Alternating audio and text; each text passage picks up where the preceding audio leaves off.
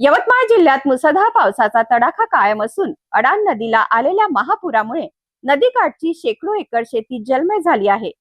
घाटंजी तालुक्यातील कोळी खुर्द आणि कोळी बुद्रुक परिसरातील शेतकऱ्यांचे मोठे नुकसान झाले असून सोयाबीन, कापूस आणि इतर खरीप पिके पाण्याखाली गेली आहेत। पाहूया हा सविस्तर रिपोर्ट। हवामान विभागाने यवतमाळ जिल्ह्यासाठी सलग 2 दिवस रेड अलर्ट जारी केल्यानंतर गेल्या 48 तासात जिल्ह्यात मुसळधार पाऊस झाला आहे।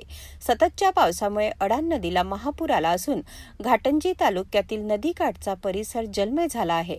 महापुरामुळे कोळी खुर्द आणि कोळी बुद्रुक परिसरातील शेकडो एकर शेती पाण्याखाली गेली आहे।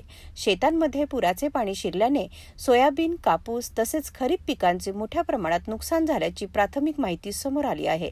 सतत वाढणाऱ्या नदीच्या पाणी पातळीमुळे शेतकऱ्यांमध्ये चिंतेचे वातावरण निर्माण झाले आहे। पुढील काही तासात पावसाचा जोर कायम राहिल्यास शेतीचे नुकसान आणखी वाढण्याची शक्यता व्यक्त केली जात आहे।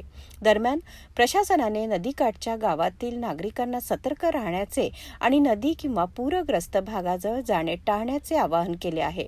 अडाण नदी ही पैनगंगा नदीची प्रमुख उपनदी असून सध्या तिच्या वाढत्या पाणी पातळीवर प्रशासनाचे बारकाईने लक्ष आहे। यवतमाळ जिल्ह्यातील पूरस्थितीमुळे शेतकऱ्यांसमोर मोठे संकट उभे राहिले आहे। प्रशासन परिस्थितीवर लक्ष ठेवून असून नागरिकांनी अधिकृत सूचनांचे पालन करावे असे आवाहन करण्यात आले आहे। अशाच महत्त्वाच्या आणि विश्वासार्ह बातम्यांसाठी पाहत रहा सिटी न्यूज।